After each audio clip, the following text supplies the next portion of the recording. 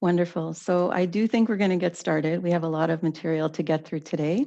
Welcome. Thank you for joining us from across Canada and around the world. Today is an exclusive town hall. It's curated for you, our alumni community, to understand our response to the very complex issues of migration and refugee crisis in both Colombia and Nigeria. My name's Tina, and I'll be facilitating. I would first like to start by doing a land acknowledgement from where I am in Toronto. Land acknowledgements are a common practice in civic and community spaces across Canada. They're a small but important step towards reconciliation. For non-Indigenous Canadians, it's an opportunity to reflect on the impacts of colonialism and to be accountable to Indigenous people. Toronto is the territory of many nations, including the Mississaugas of the Credit, the Anishinaabe, the Chippewa, the Haudenosaunee, and the Wendat peoples, and is now home to many diverse First Nations, Inuit, and Métis peoples. We also acknowledge that Toronto is covered by Treaty 13 with the Mississaugas of the Credit, and we're grateful to be able to live and work on this land. Today, I have three wonderful experts joining me today. Lena Diaz, she is Monitoring, Evaluating, Knowledge, and Learning Officer in Colombia. Lena has experience supporting the implementation of projects related to gender-based violence prevention, socioeconomic development, and humanitarian aid in both local and international settings. At Cuso International, Lena has also worked as Scope's Project Territorial Coordinator in direct contact with people and their projects, their beneficiaries, public, and private sector partners. So it's great to have Lena with us. And if you can unmute yourself, Lena, and just say a quick hello. Hello, everyone. Thank you. Nice to see you. Thank you, Lena. You'll also be hearing from Maria Jimena Plaza, Communications Manager in Colombia. Maria Jimena has more than 8 years of experience in nonprofit communications, leading media advocacy initiatives focused on human rights. At Cuso, Maria Jimena has contributed to placing the issue of labor inclusion of migrants on the public agenda, while also promoting programs to advance the fulfillment of their economic and social rights. So thank you, Maria Jimena, for being with us. If you can also unmute and say a quick hello. Hello, everyone. Thank you for watching us and being interested in this important topic about migration. And also joining us is Abrima Sonko, country representative in Nigeria. Abrima is a Gambian sociologist who has been working in development for 30 years. He worked with several international organizations, rising from program officer to country director and deputy regional for West Africa. He started his career with the government of the Gambia, then grew to be a development expert, focusing on both development and humanitarian projects. And it's great to have you with us, Abrima. If you can unmute and say a quick hello. Hello and welcome to everybody. Thank you. So just a little bit of housekeeping before we start so things run as smoothly as possible. You should see on your screen a Q&A box. That is the box that we'll be going to at the end to take questions. So if something pops up in your mind as their speakers are deliberating, please put your question in the Q&A box because that's where we're going to go. I realize there might be a chat feature that's on your screen, but the Q&A box is what you need to use to ask your questions. We also invite you to participate in polls. And I thought, what a great way to start, which is to launch our first poll, which will really lend some context as to opening statements from both of our speakers. So on your screen right now, you should see your first poll, and it reads, what are migrants and refugees fleeing from? And you have lots of options there: war, persecution, political instability, economic upheaval, all of the above. And I'll just leave this up just for a few seconds, just to give us some context and grounding. So 3, 2, people seem to be thinking about it, so I'll leave it up for another 2 seconds. 1, I'll end the poll. And I'll just share the results, not to go through them, but just share where people are coming from when we talk about this subject of migration and refugees.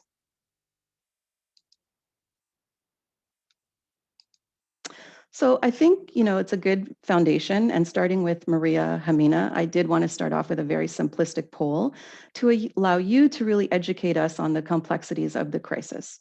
So as your opening remarks, if you can please share the situational context, the difficulties Venezuelans are facing, and what the migrant situation is currently in Colombia. Maria Hamina, you have the floor. Hello, everyone. Again, thank you for sharing this, your noon, maybe your lunch break with us. So the Venezuelan refugee crisis is the largest in Latin American history.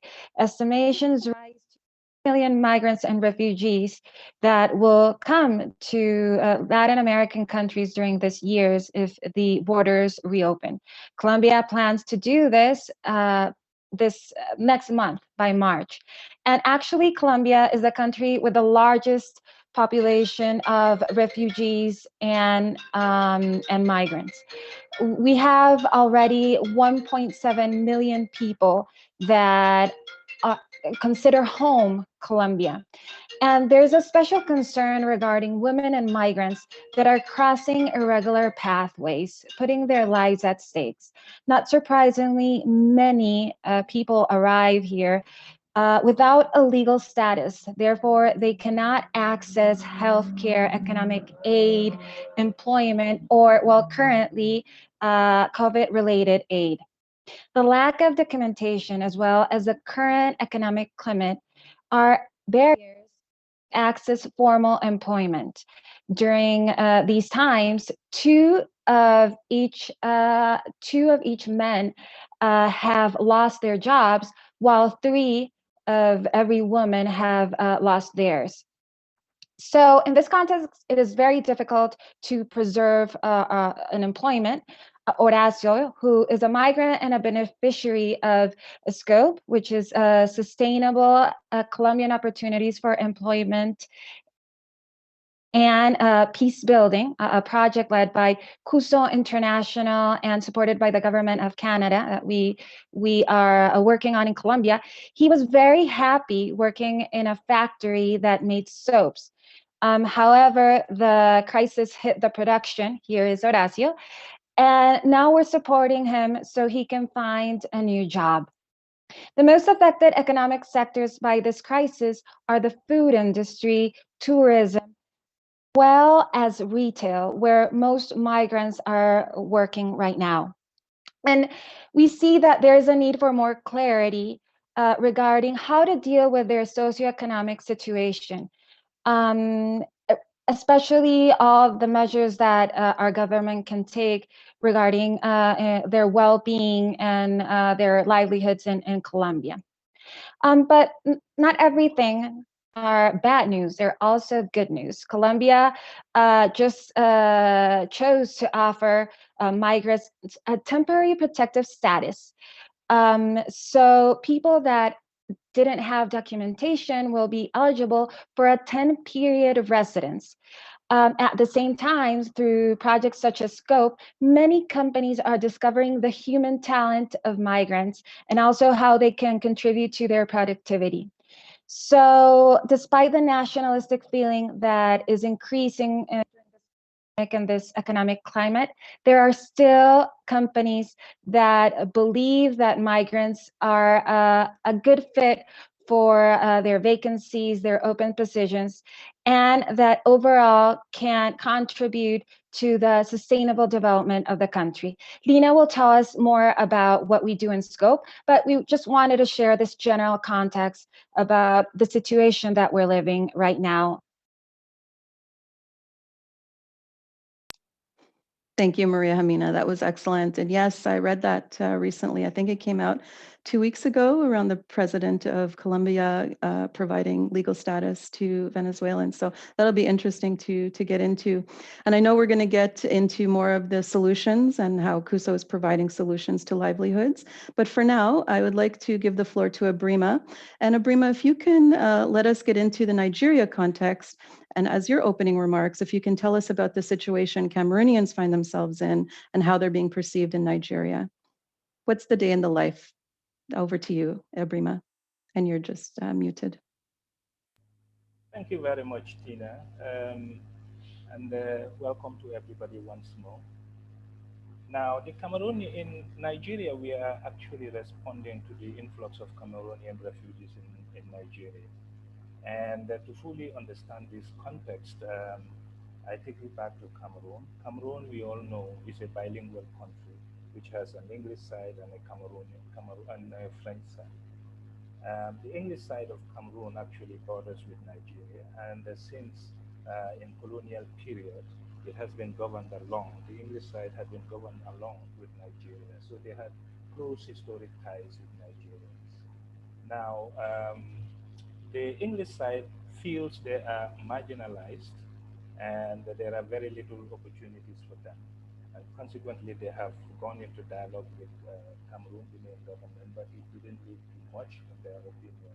And then they wanted to declare independence, the state of Ambazonia.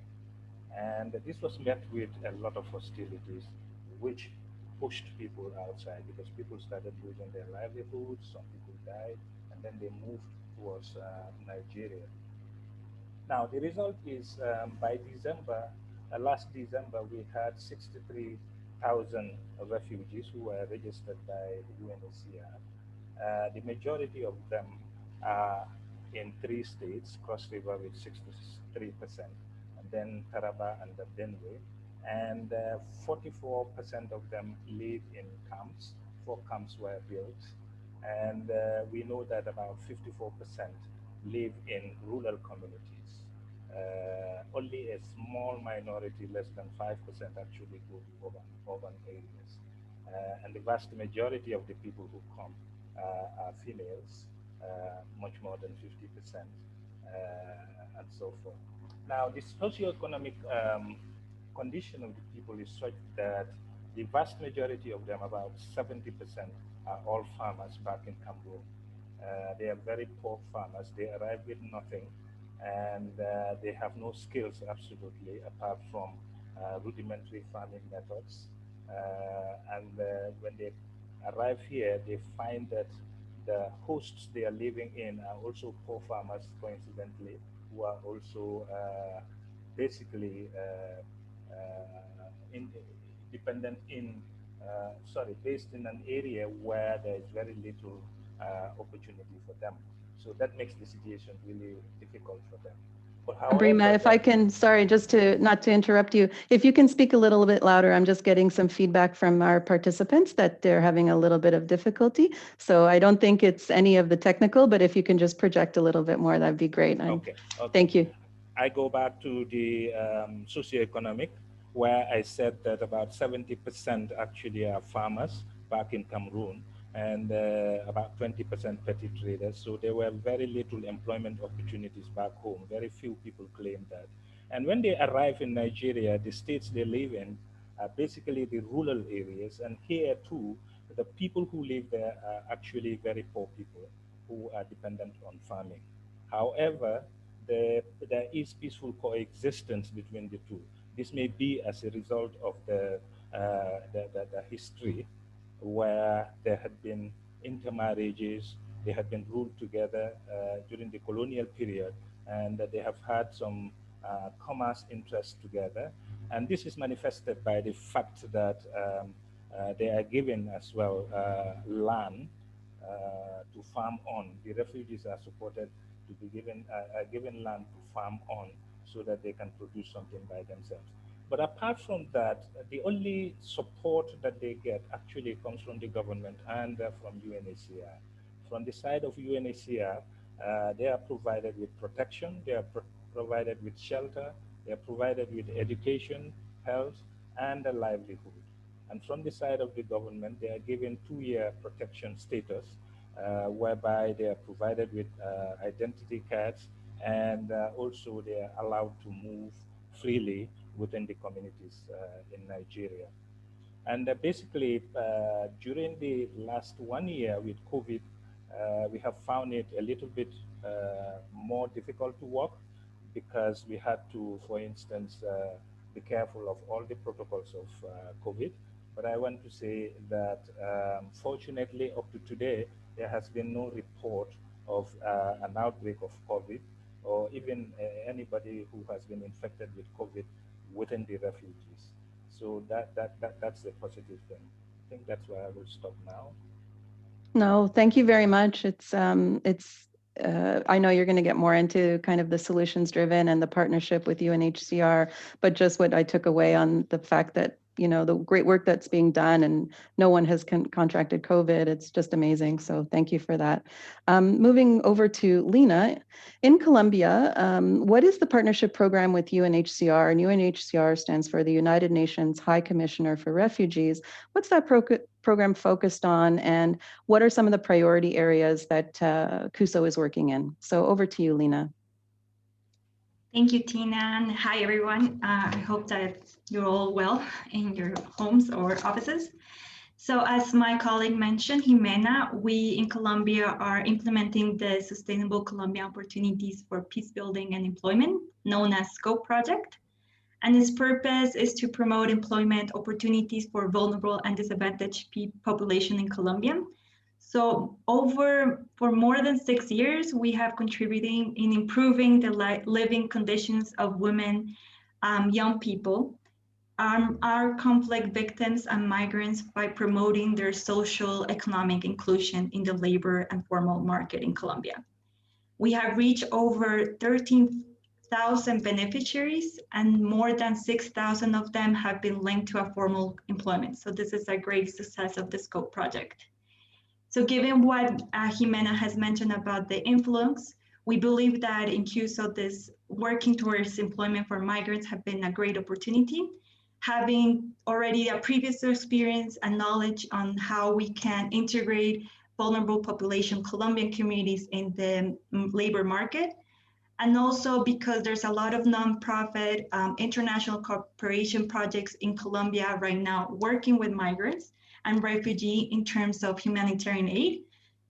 So that's also like another way for us to integrate and to join efforts. We also know that there's a number of Venezuelan migrants wanting to make Colombia their permanent residency. So therefore, there's a need to think about their livelihoods and in the future and their permanent residency here in Colombia. And finally, because employment is such a vital importance to improve their living conditions in the country, we believe that this is a great opportunity to start. So having this into account and as part of the SCOPE project, we have partnered with UNHCR, joining efforts to enable access to the Colombian labor market by Venezuelan migrants, refugees, and host communities. Host communities in our case is Colombians. We have therefore provided not only technical tailor-made training processes, helping them to access well-paying jobs in formal sector, mainly in the city of Cali, which is in the southwest of Colombia. We have supported them throughout the process of getting this formal job. And also afterwards, we accompany them in the first 3 months, trying to tackle those first 3 months that are very important when you start a job. So under this initiative with UNHCR, we have more than 190 participants that have done these training sessions that gives them the tools to better be prepared in the formal project, whether it's a call center or whether it's in the food companies. This is a way for them to be prepared. 150 persons in those 190 have found formal employment in 18 different companies. So as I said, some of those participants are currently working as call center agents, as we are looking at this picture right now, as food assistants, as cleaning assistants, or as production workers. And more than 60% are Venezuelan migrants. We feel very proud of this work because we see how much it does impact our beneficiaries. For example, we have a young woman, Venezuelan migrant, Lisa Angel, who has dropped out of school in Venezuela because of the economic crisis over there. She became the financial provider for her brother, her mother, her grandmother. She migrated to Colombia and was facing a lot of precarious working conditions until she participated in the initiative with UNHCR. and has found a call center job. And despite not having a professional degree, she recently was promoted and hopes to continue studying. So this is some of an example of migrants who are currently in Colombia and who have been part of our initiative with UNHCR. Overall, and since 2019, the SCOPE project has enabled 700 Venezuelan migrants to land a job, including the beneficiaries that I just mentioned with UNHCR. And we believe that by ensuring that Venezuelan migrants maintain their jobs and have a stable income, the project has contributed that this population not only does not depend on economic aid to survive, but instead can provide in their overall economy of Colombia. So they pay taxes, they consume services and products in Colombia, and therefore are contributing in the economy and the prosperity of the communities. And we have therefore calculated that each migrant individually during the project generates a wealth of 1,500 Canadian dollars. And the average contribution of an employer per migrant in Social Security is around 500 Canadian dollars. So this tells us as well how much this project and also how much migrants can contribute in the economy of a country. We see that migrants are also having an impact in their livelihoods, in their incomes, in their families, and in their well-being in Colombia.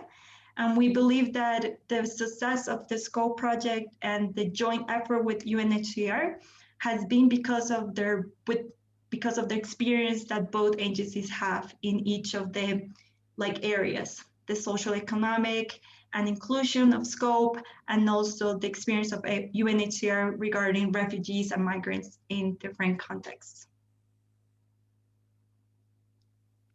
Thank you, Lena.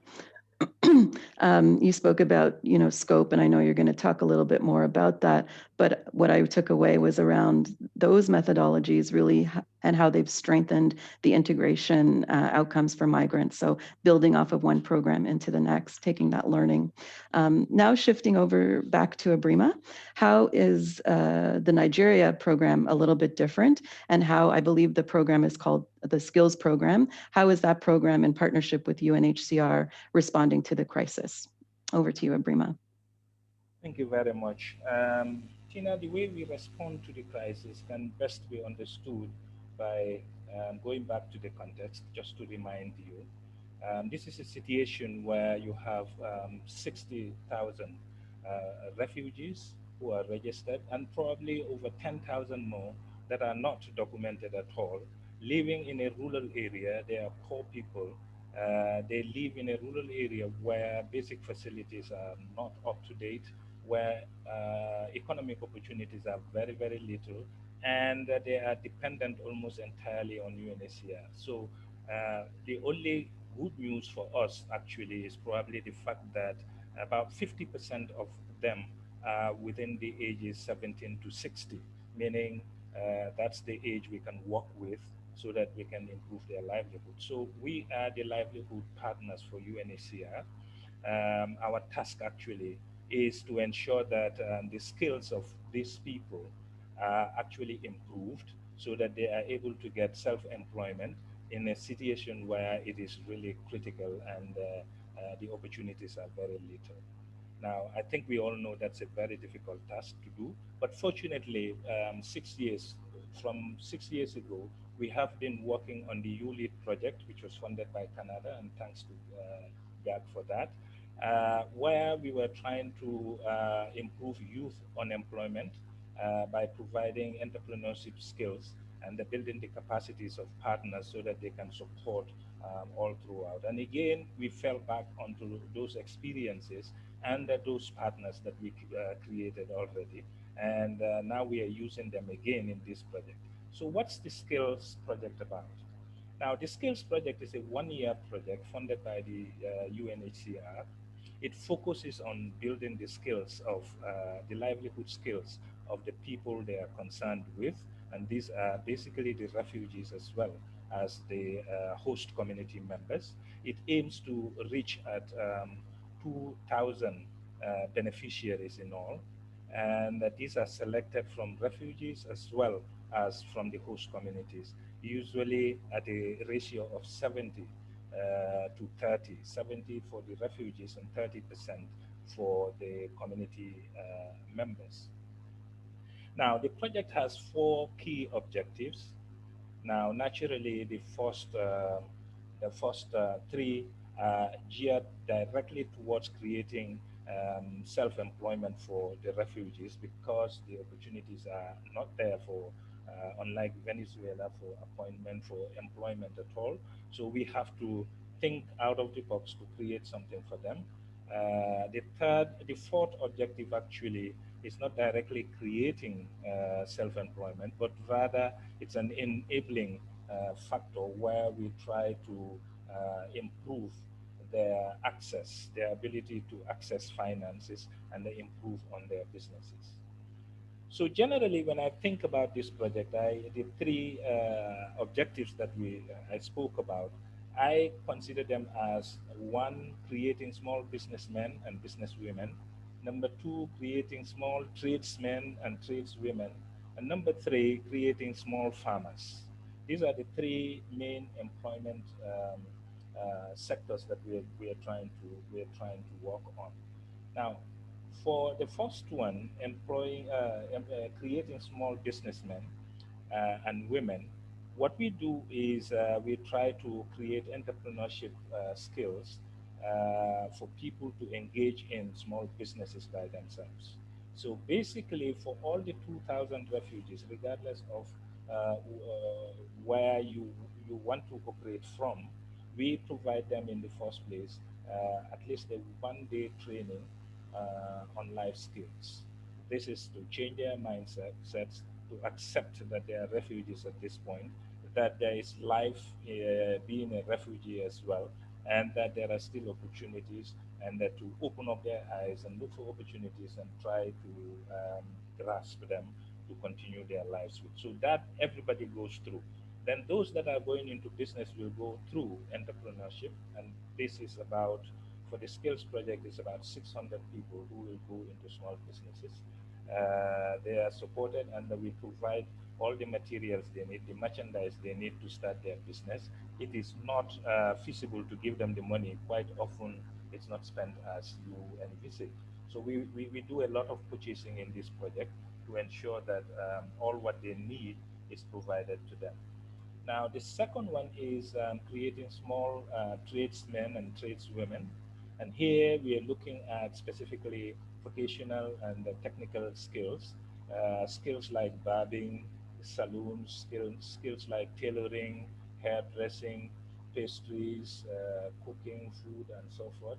These are the areas where we consider on the skills and on the trades, small trades. Now here what we do is basically we provide, after providing them with the life skills training, we put them under a qualified technical trainer who is already in that particular trade. So they do their work with, they do their training with that person for a couple of months until we feel they are qualified. And then each of them, the chosen area where they want to operate in, we then try to provide all the necessary startup kits and the set you up. And then provide supervision, monitoring, and post setup support. The third one, which is small farmers, here in this category we have some that grow crops, but some others who go into livestock. For instance, fisheries, poultry, rearing of goats, etc. And here again, we provide them farmer field school training. These are specialized training for farmers where you are not sitting in the classroom, but out in the field and practically working in the field with your trainers, and then looking at what is happening, going back home and doing exactly that, and then reinforcing yourselves with your peers as well. So they are provided with that, and then provided with all they need to grow their crops. This will include whether it is the seeds, it's the sprayers, the fertilizer, the chemicals, or whatever. We provide everything so that they can do their jobs.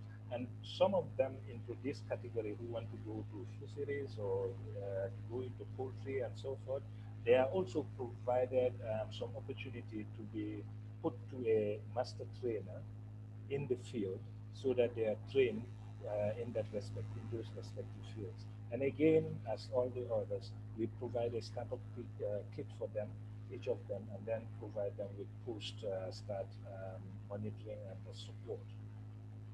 Now, in all, what we envisage really is that the main outcomes will be that employment will be created in a situation where employment opportunities are really very scarce. We also feel that in the end, the rural economy that has very few opportunities will be revitalized so that new opportunities can come in, and we have seen traces of that already. People have started coming in to buy things, bigger buyers who would not normally have come to smaller people would come in to buy things. We also feel that the fact that we are supporting refugees as well as host people, putting them together, joint commitment, joint investment together, is continuing to create the peaceful coexistence of the two groups actually. And we also feel we are reducing the dependence on UNHCR. Remember, they are totally dependent on UNHCR before this support. And also the skills we train, finally, the skills we train actually are usable both in Cameroon as well as in Nigeria. So where the situation comes that they go back to Cameroon, they can still use whatever skills they learn. And if unfortunately they would have to re-migrate again to come back, it will be easier for UNHCR to support them once again. So basically, this is what we are trying to do. I see it as trying to create skills so that the futures of people can be built for them to continue and be independent and self-reliant by themselves, no matter where they are. Thank you. Great work, Abrima. Thank you. You've really demonstrated how the project aims to provide access to self-employment through entrepreneurship and life skills training. And so maybe now we can shift a little bit and hear how Cuso engages with UNHCR and maybe who some of those local partners are. Lena, maybe we can start with you and then we can follow with Abrima. Great. Okay. Yes, thank you, Tina. So in Cuso here in Colombia, one of the success of Scope, and including our joint efforts with UNHCR, has been working with a lot of partners here, not only with the private sector, with companies, with the social, with organizations that have more experience maybe in providing support to beneficiaries in vulnerable situations. And with public sectors. So it's very important for us to work with the institutions that provide the route to engage in the formal employment. So we have a very cohesive ecosystem approach, and we're always searching that our partners do share their best insights and knowledge in order to tackle this issue and how to generate like long-standing outcomes. Our efforts are also working with the beneficiaries, with the communities, and we have tried to involve all partners to better tackle these barriers in getting a formal job and also in getting in staying in a permanent job. I can provide some examples of how we work with partners. So we provide technical assistance with official job intermediation agents. To build their capacity in order for them to be able to link migrants to the formal labor markets. These job intermediation agents are the ones who provide capacity building, technical skills programs, and are those that also provide the how many jobs there are in Colombia. So we work with them in order to link with the companies and with the beneficiaries. Again, creating this ecosystem where we all work together, and we're also going through the institutional system in Colombia. We also work with the major offices in the main cities in order to provide or help out in their income generation programs. And therefore, we support Venezuelan migrants entrepreneurs, especially small businesses that is more and more coming into growth here in Colombia, and it's a way for migrants to generate an income. So this way, migrants not only becoming part of the local productive chain, but also creating their employment and contributing to the country's economy more directly. We have learned that through scope and with our initiative with UNHCR, that one of the main challenges is creating awareness among the private sectors, especially regarding labor inclusion of migrants and providing them with the tools in order for them to integrate into the companies. And therefore, we have worked to launch a series of courses on inclusion and gender equality, what we call in scope and in Cuso, La Ruta Inclusiva, which is like an inclusive route of courses and training workshops for the private sector to learn more how they can become and how can they become better examples of social inclusion and integrate migrants into their companies. This course also tackles those myths and realities that are facing migrants when they arrive in Colombia, those barriers that they're facing towards education, health, and also their vulnerable states here in Colombia, and also provide them tools about what are the mechanisms to have a permanent residency and in order to get a formal job. So in this course and in this kind of initiative that we're trying to raise more awareness, we're trying for them to better know how to integrate migrants in their companies and therefore provide a well-being job environment and be an example for other companies to see migrants as an opportunity to integrate in their own companies. And lastly, we work with volunteers. So Cuso volunteers are crucial role in building technical capacity. Their knowledge is vital for them to give them to other partners here in Colombia. They have helped us in their workshop on migration, again, trying to create this awareness of the current migration context, their labor rights, their socioeconomic inclusion, how it's very beneficial for companies. And they also work as an integrated part of our team here in Cuso. So for us, volunteers are very much part of the Cuso family and in the companies and partners here in Colombia. So this is how we work. We try to provide to promote social inclusion here in Colombia. We try to do it as a very cohesive approach with all partners. And we try to provide a better practices of employment in the companies in order to open more doors for migrants and Venezuelan migrants here in Colombia. Thank you, Lena. And same question to you, Abrima. How is Cuso partnering with UNHCR and who are some of our local partners? Thank you very much, Tina. I think the work we are doing with UNHCR is actually based on common interest between UNHCR and Cuso International.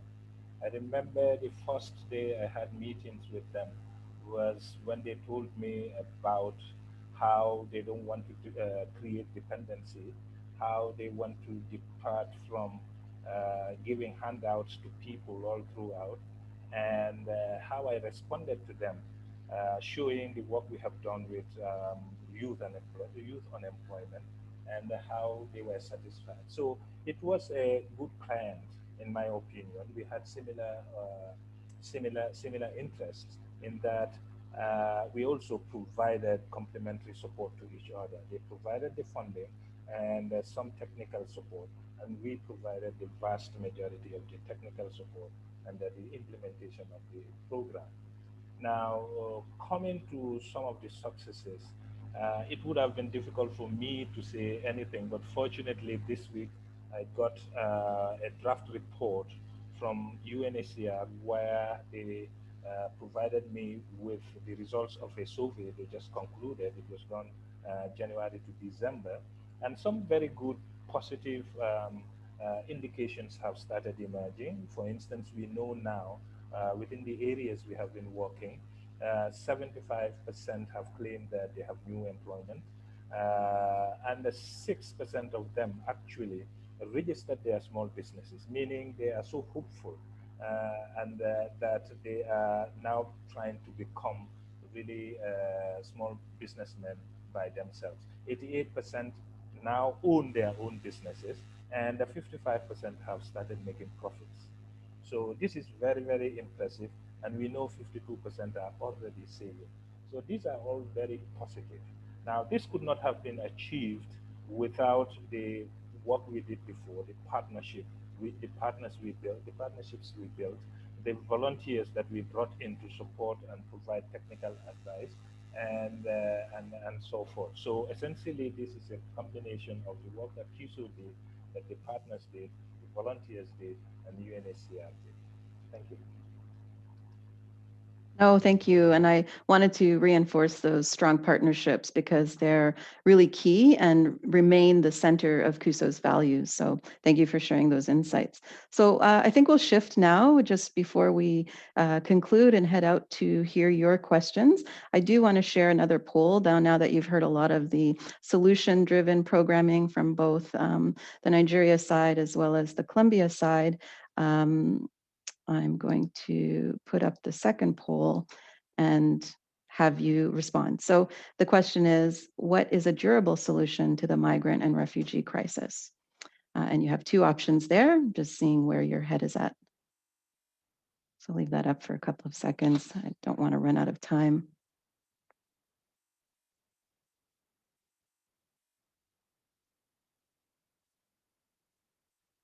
Great.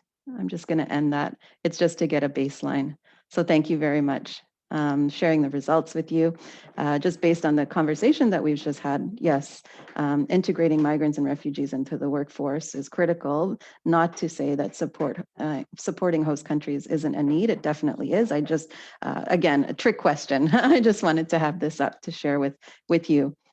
And with that, I think this lends nicely into the next question is, given the need to integrate migrants and refugees into the workforce, how will the program give migrants their independence and help improve their livelihoods? So I think we can start with Maria Hamina, and then we'll go over to Abrima.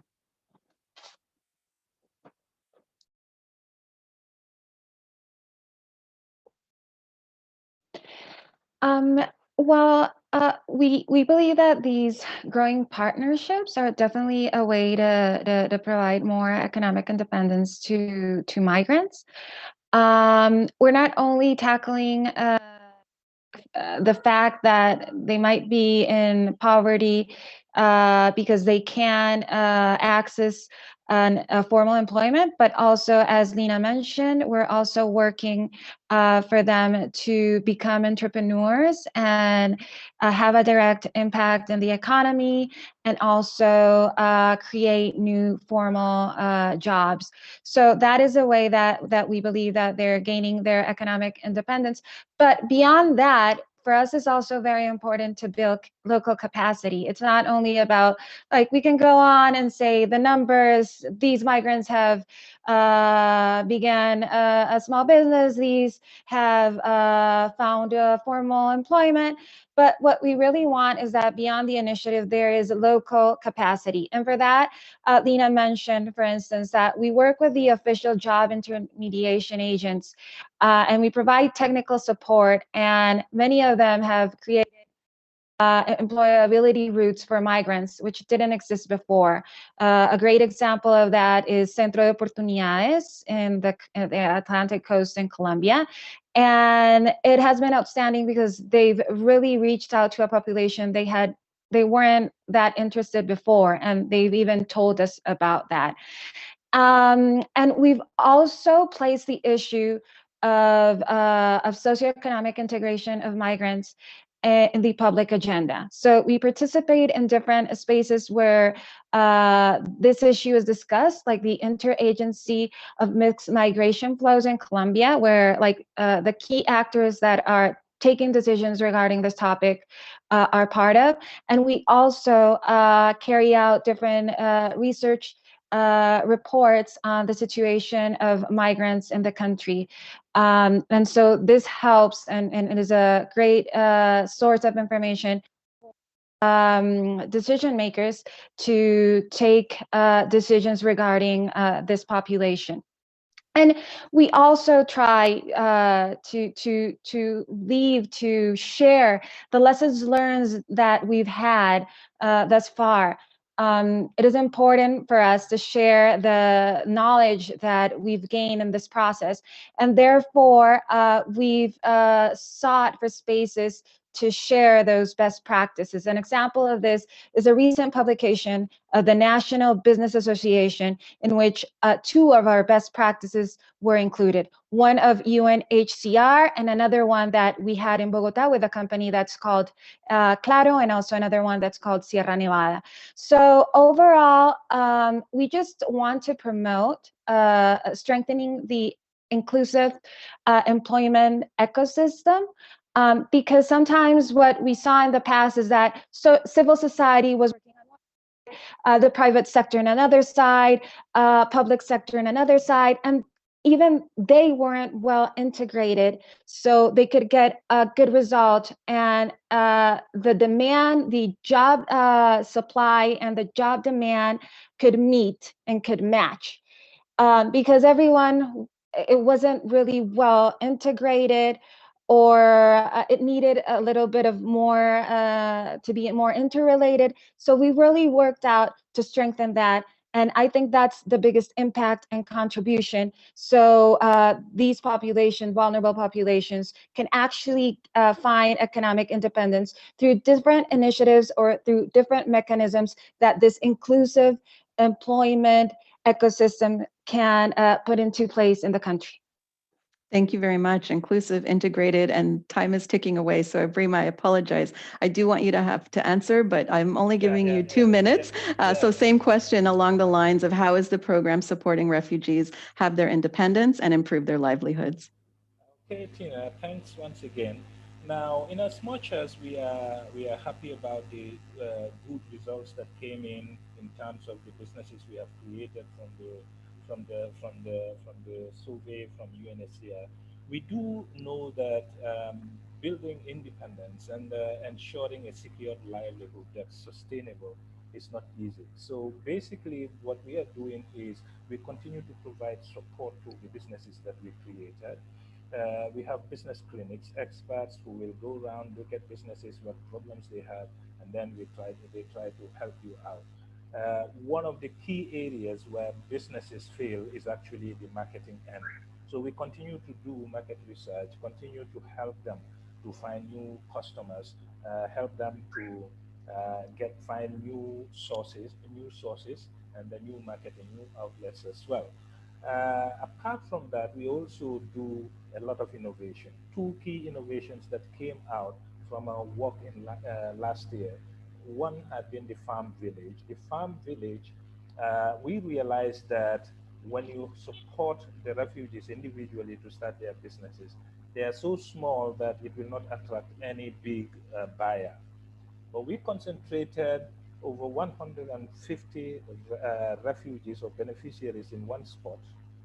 Some doing fisheries, some doing poultry, some rearing goats, some vegetable gardening, and so forth.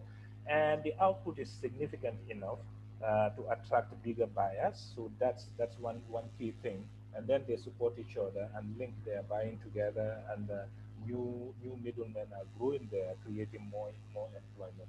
But again, we have a resource center, which is a computer center actually, where people can go, beneficiaries can go, do a little bit of research for themselves, put in their expenses and so forth. So we continue to provide that, and then provide further training to technical partners, so that even in our absence, it continues. Thank you. Thank you. We just made it.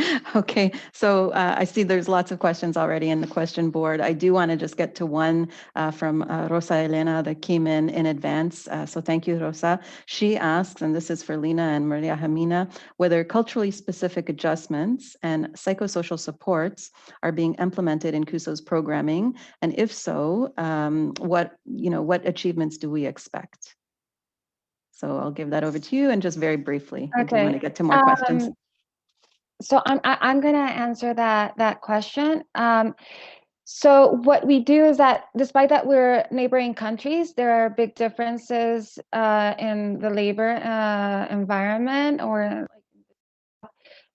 in the workplace. So we initially provide our beneficiaries with a training regarding how to take an interview, a job interview, how to present their resume, and also about their rights and duties in the workplace, because, well, legally that changes. After that, and once they've had the job, we provide on follow-up support to know how are they doing with their adaptation to the workplace, adjusting to the workplace, and if they need psychosocial support, we provide it. Besides that, we also have a program to build capacity within companies so they can provide the psychosocial support to new workers, such as migrants.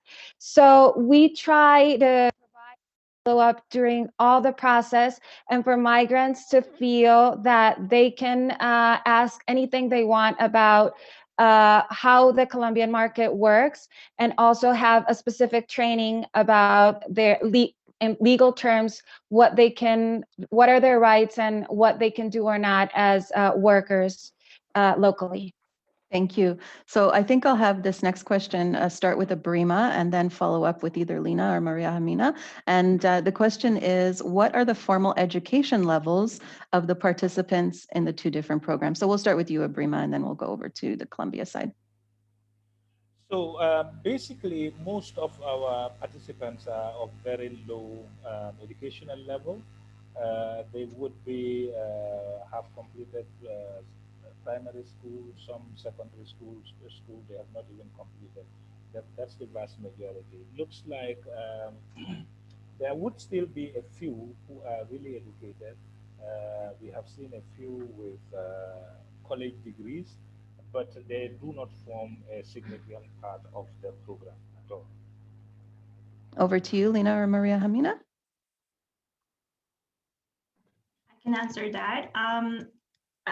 In the difference, maybe with the Brima's answer, in our context, Venezuelans actually have a high degree in their education. They're mostly already have finished high school or have a university degree. The problem is that when they migrate here in Colombia, is that they their title or their certification is not received here, is not accepted here. So they have to go through a process of getting them to be recognized, their different degrees. So that's a challenge for them, and it's a huge barrier that they face when trying to find a formal job here. We see a lot of our beneficiaries were already professionals in other fields in Venezuelans. A lot of them were university professors. They were already administrators. They were even lawyers, or were in the health sector. And when they come here, they have to start over, and they have to have, they are faced into integrate into a job that is low wage or not as well paid as they should have been if their title or their degree will be recognized here in Colombia. It's also expensive to get it certificate knowledge here or get it knowledge here in Colombia. So this is another barrier that we see, but we see a lot of them have a very high degree or level in education. So different from the context that Abrima just expressed. Thank you for that. So I'll just read a comment and then I'll read a question. And I think this will be for Abrima. So the comment is, I appreciate the acknowledgement in the Nigeria situation that some refugees may flow back across the border as political circumstances change in the future. So thank you for that recognition from the audience member. And they also ask, what steps do you take to ensure that migrants are not exploited to undercut the wages of the people engaged in the host economy? So maybe that could be a question for Abrima. Yes, it might be a better question for Maria and others. the kind of work that we provide is normally not a paid employment. We try to create self businesses, and so it might be more relevant for Maria. But Sure. yeah, Making but, sure that people aren't undercut and unengaged within the host community. Maria Hamina or Lena?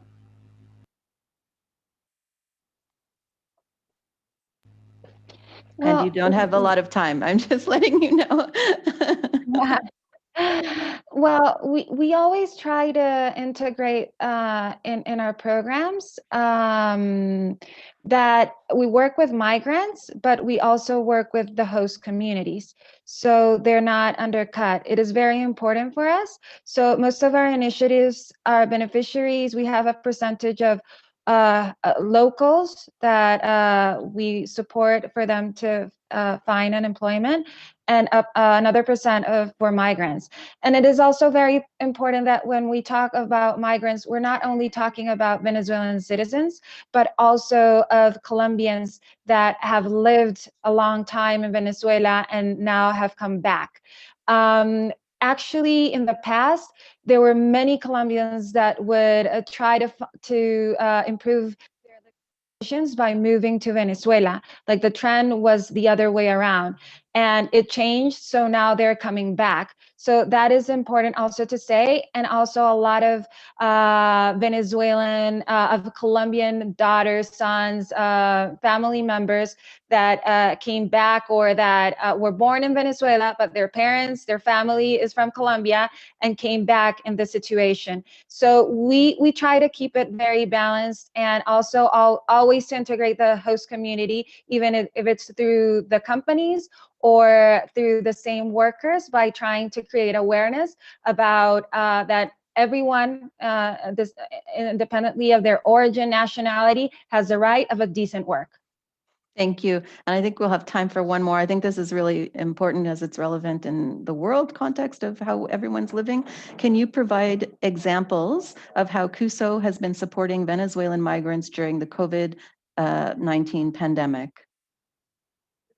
And again, you don't have a lot of time, but I wanted to get to this question. I thought it was important. Lena, sorry, I should throw that to, since it's Venezuelan, Lena or Maria Hamina. I was saying that Lena could jump in, but okay, I'm going to jump in very fast, or we can answer. We have actually had a contingency plan, a COVID-19 contingency plan, to preserve the jobs of our beneficiaries, and Lena can tell you more about it. Yes, so because of the pandemic, we had a lot of restrictions as many countries in the world, and a lot of companies had to shut down their businesses, and that affected a lot of the jobs, including our beneficiaries. What we did during that time is that we supported the companies that were able to be open or reopen, or when they were gonna reopen, we will be there to support them. And by that, we help them by 3 ways. One is supporting aid in biosecurity elements for our beneficiaries during their workplaces. We also provided a stipend or a percentage of their salary in order to help the company and our beneficiaries to stay in the company. And we also helped, especially those companies that were able to open during that time, with connectivity elements. So for example, we have, as Jimena mentioned, we are in partnership with companies that are in the call agents sectors, or the communication sectors, and our beneficiaries work as a call agent. And because of the pandemic, they have to work home-based, and most of their beneficiaries do not have the elements to have internet, or to have a computer or a tablet or anything that they could be able to work effectively. Thank So you, Lena. I'm sorry. I do have to wrap up, but we will get to all of the questions. Sorry for the ones that we didn't get to live, but we will. So I invite you to stay connected with Cuso International. We have a Catalyst magazine. It's a publication that's curated with stories, especially for our alumni community. And it's a great way to stay connected and find out about Cuso's impact. You can find it in a digital format on our website at cusointernational.org. And finally, you'll be receiving a short survey. We appreciate your feedback as always. As well, you will be receiving the alumni exclusive town hall of today. So thank you for your service. Thank you for supporting Cuso International. Please stay safe in solidarity. And before I say bye for now, I would like to just really 30 seconds or less, Abrima, Lena, and or Maria Hamina, one or the other, just to close us off. If there's any final thoughts that you would like to leave our alumni community with, the floor is yours. Abrima or Lena Maria, 30 seconds just to sign us out. Okay, I just want to thank everybody who has been responding to the migration crisis. So UNHCR, the donors, everybody. I also want people to understand that refugees have abilities, they are human beings, and they are just like us. And going back to the title of this town hall, migration is not always by choice. We can Thank all you. be affected. Thank you. Just to say that Canada has always been a great example of migration and how development is possible thanks to refugees and migrants. And I think that example can also be taken as in Latin America as a way to advance. So that would be the message. I believe most of you as Cuso alumni might have their parents or might have family members that were born in a different place, and now we're able to have their companies, to have great jobs in Canada or elsewhere.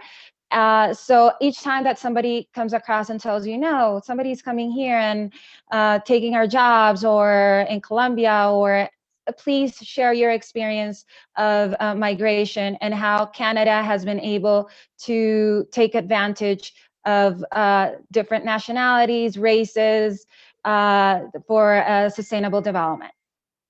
Thank you. Thank you very much for your knowledge sharing and the work on the ground that you're doing in supporting migrant and refugee communities, our world's most vulnerable, gain their independence. Thank you for that. Bye for now.